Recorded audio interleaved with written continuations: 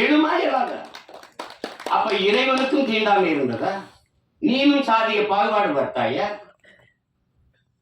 பாருங்க, இந்த கேள்விதான் படம், நந்தன் படம். சாதிய இழிவை துடைத்தெறிய போராடாமல் இருப்பதை விட செத்து ஒழிவதே மேலானது. ஆனால் அம்பேத்கர் இந்த வார்த்தையில வழி இருக்குதா? அதை உணர முடியுதா? என்னைக்காவது என் உடன் பிறந்தவர்களை நீங்கள் இருந்து சாப்பிட்டு எழுந்த இடத்தை தண்ணீர் விட்டு கழுவியதை நீங்கள் பார்த்ததுண்டா? இந்த தெருவிலே நீ நடக்கக்கூடாது, இந்த கோயிலுக்குள் வரக்கூடாது என்று சொன்னது நீங்கள் கேட்டதுண்டா? தோல் மேலே கையை போட்டு நீங்கள் என்ன சாதி என்று தெரிந்து கொள்வதற்கு நீங்கள் என்னார்கள் என்று கேட்டது நீங்க என்னைக்காவது அந்த வழியை உணர்ந்து இருக்கிறீர்களா?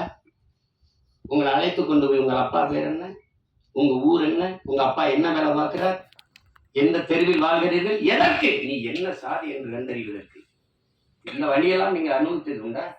இந்த குளத்தில் நீ குளிக்க கூடாது என்று சொல்லதுண்டா? தண்ணீரை வாய் வைத்து குடிக்க கூடாது, அண்ணாக்கத்தான். அது சுகாதாரம். இன்னைக்கு அண்ணாக்க எல்லாரும் குடிக்கிறது வேறு. இரட்டை குவளை முறை அதெல்லாம் பார்த்தது உண்டா நீங்க? ஒவ்வொரு சாதிக்கும் ஒரு முடிவெடுத்தவர்கள் உண்டு, பார்த்து உண்டுவா? சலவை தொழிலாளி இந்த சாதிக்கு விளக்கிறவர் தனி. இந்த குளத்தில் தான் குளிக்கணும், மாறி குளிச்சனா குளம் விழுது. இதெல்லாம் எங்க இருக்குன்னு நினைக்காது. இன்னும் இங்க இருக்கு, இன்னும் இருக்கு. எத்தனை ஊராட்சி மன்ற தலைவர்கள் இந்திய நாட்டின் விடுதலை கொடியை ஏற்ற முடியாமல், கொடி விடுதலை கொடி, ஆனால் அவன் பெற்று இருக்கிறானா? சத்துணவு ஆயா, ஆயா தாழ்த்தப்பட்ட மகள், அவள் சமைத்து போட்டதை சாப்பிட மாட்டோம் என்று எத்தனை பிள்ளைகள் சாப்பிடாமல் போனது இல்லையா?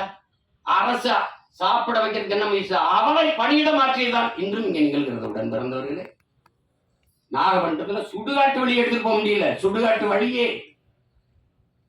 ஆனால் மாவட்ட ஆட்சியர் அங்க போனார், நீங்க எடுத்துட்டு போங்க, நான் பார்ப்போம்னு சொல்லல, மாற்று வழிதாரம் அங்க கொண்டு போச்சுக்கிறீங்க.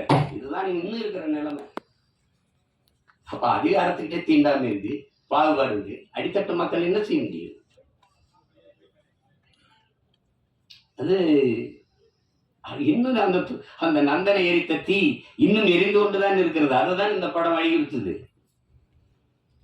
நீங்க சாதியை ஏற்றதாள்களை வைத்துக் கொண்டு சமூக முன்னேற்றம் மேம்பாடு என்று பேசுவது மர குழியின் மேலே நீங்கள் போடுகிற மல்லிய பந்தலுக்கு சமங்கிறாரு இந்த அம்பேத்கர்.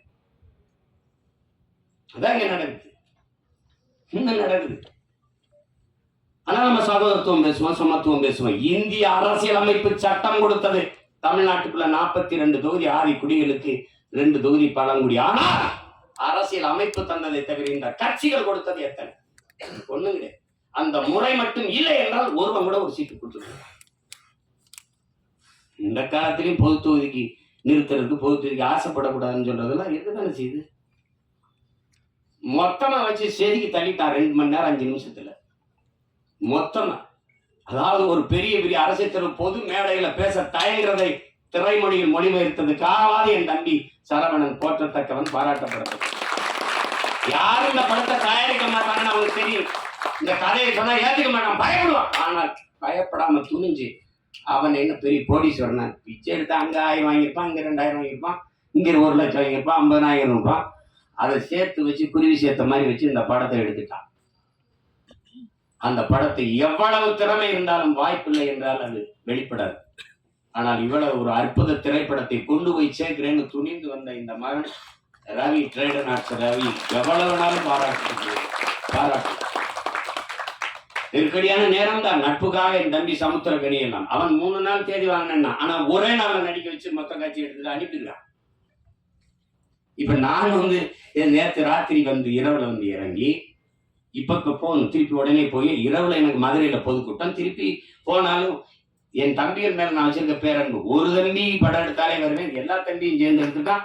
படத்தை சொதப்பி வச்சா போடான்னு திட்டிட்டு போவேன். நல்லாவே எடுத்திருக்கான், ரொம்ப நல்லாவே எடுத்திருக்கான்.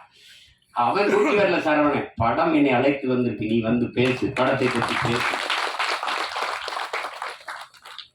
எல்லாரும் அற்புத பங்களிப்பு. ஒழிப்பதெல்லாம் சின்ன சின்ன பசங்களா இருக்காங்க, திறம்பட்ட ஆளுமை எல்லாருமே வெளிப்படுத்திருக்காங்க. அதுல குறிப்பா நான் பொறாமைப்பட்டது ஒன்று இருக்கு. என் தம்பி சமுத்திரக்கனி கதாபாத்திரம், அந்த காட்சி அவன் நடிச்ச அந்த ஒரு நாளை எனக்கு கொடுத்துட்டு கூடாதாடா அப்படின்னு சரவண சசிகிட்டு கூட சொல்லியா, அந்த கதாபாத்திரத்தை என்ன நடிக்க வச்சிருக்கலாம்டா. ஏன்னா நான் தான் அவன், என்னுடைய கதாபாத்திரம் தான் கனி நடிச்சிருக்கான், அருமையா நடிச்சிருக்கான். அவன் அப்பப்ப இந்த எங்கேயாவது அவன் பூரா. நான் எனக்கு ரொம்ப பொழுதுனா விஜய் சூப்பர் தான் பார்ப்பேன். என் மகன்கிட்ட வீட்டு திரை போடலாம்னா, அப்ப தெலுங்கு டப்பிங் படத்துக்குலாம் எதுக்குப்பா வீட்டு திரைன்னு கேட்கிறான். அந்த மாதிரி பார்ப்பேன். அதுல எந்த படம் பார்த்தாலும் என் தம்பி இருக்கான். மகேஷ் பாபோட நடிக்கிறான், ரவி தேஜாவோட சண்டைய போடுறான், அங்க பாக்குற எல்லாரும் இருக்கான். நான் சசியா எப்போ எந்த படத்துலயும் இருக்கான். அவங்க கேமரா இல்லாம கூட போனாலும் போவாங்க. அவருக்கு தம்பி கனி இல்லாம படம் பிடிக்க போவாங்க. அந்த நேரத்திலையும் பார்த்து இப்ப சொல்லிட்டு இருப்பான். காலையில 6 மணிக்கு வந்து தூங்காம குளிச்சுட்டு வந்துருக்கான். அந்த தூங்கிடுவா கொஞ்ச நேரம் கேட்கிறான். இப்ப திருப்பி அவன் தேனிக்கு போகணும், நான் மதுரைக்கு போகணும். அந்த ஓட்டங்களுக்கு இடையில ஒரு கொஞ்ச நேரம் நில்லுங்கடான்னு இந்த படம் நிறுத்தி வச்சிருக்குன்னா அது காரணம் அந்த படத்துக்கு ஆட்டங்க. நான் சும்மா சொல்ல, நல்லா இருக்குன்னா நல்லா இருக்கு, நல்லா இல்லைன்னா அப்புறம் போயிட்டு பேசிட்டா என் தம்பி பொண்ணு பார்க்க போன கதை தான் சொல்லுவாங்கல்ல, நான் போயிட்டு வரட்டா அப்படின்னு. நீங்க இது எவ்வளவு காலத்துல இருந்து இருக்குது பாருங்க. இன்னைக்கு நேற்று நம்மளை தொடரல. பிறப்பு ஒக்கும் எல்லா உயிருக்கும் என்று பாட வேண்டிய தேவை ஏன் வள்ளுவர் பெருமானாருக்கு வந்தது? பகுத்துண்டு பல உயிர்கள் ஓம்புக என்று ஏன் சொல்ல வேண்டிய அவசியம் இருந்தது? சாதி இரண்டொழிய வேரில்லை சாற்றுங்கால் நீதி வழிவான் நெறிமுறையில் மேதினிகள் இட்டோர் பெரியார் இடாதார் இழிகுலத்தோர் பட்டாங்கில் உள்ளபடி என்று பாட வேண்டிய அவை பெருமாட்டிக்கு ஏன் வந்தது? பணச்சியாவதேதடா பணத்தியாதேவதா இறைச்சி தோல் எலும்புல இலக்கம் இட்டு இருக்குது என்று பாட வேண்டிய சித்தர் சிவாக்கியருக்கு ஏன் வந்தது? எதுக்கு வருது? யாரு மேல கீழினாலும் ரத்தம் ஒண்ணுதான், ஆக மொத்தம் நீ நானும் 10 மாதம் தான். தாத்தா பட்டுக்கோட்டைக்கு ஏன் வந்தது? சாதிகள் இல்லையடி பாப்பாக்குள்ள தாழ்ச்சி உயர்ச்சி சொல்லல் பாவம் நீதி உயர்ந்த மதிகல்வி அன்பு நிறைய உடையோர் மேல வந்தான். யாரு? பாரதி. என்ன எல்லாம் பாட்டன் பாரதிங்கிற அப்படி சீமானுக்கு எப்படி பாரதி பாட்டன் ஆயிட்டா அப்படின்னு.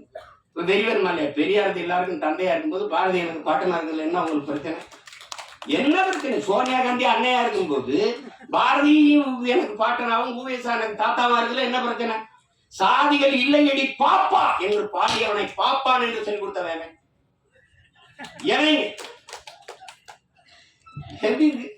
ஆழ்ந்து போங்க, வலிக்கும், இறங்குங்க. நான் இப்படித்தான் என் வீட்டு வாலி விழுந்துச்சுன்னு தான் கிணத்துக்குள்ள குதிச்சேன். மூலிகை போகும்போது என் பரம்பரையே உள்ள கிடக்குன்னு தெரிஞ்சு முதல்ல என் வாலி எடுக்கத்தான் இறங்குங்க. நான் கிணத்துக்குள்ள உறங்க வரல. இருட்டறையில் உள்ளதா உலகம் சாதி இருக்கின்றது என்பானன் இருக்கின்றான் என்றான் புரட்சிப்பாளர். பாருங்க, தமிழுக்கு அமுது என்ற பேர் அந்த தமிழ் இன்பத்தமிழ் எங்கள் உயிருக்கு நேர்ந்து பாடிய பாரதிதாசன் புரட்சி பாவலர். தமிழ் வளர்த்தல் ஒன்று, சாதி ஒழித்தல் மற்றொன்று என்று பாடல. சாதி ஒழித்தல் ஒன்று, நல்ல தமிழ் வளர்த்தல் மற்றொன்று. நான் முதல்ல ஒழிக்கிறா சாதி என்ன? கடவுள் வரி சமய வரி கண்ணன் தமிழுக்கு நோய் நோய் நோயே இடை வந்த சாதி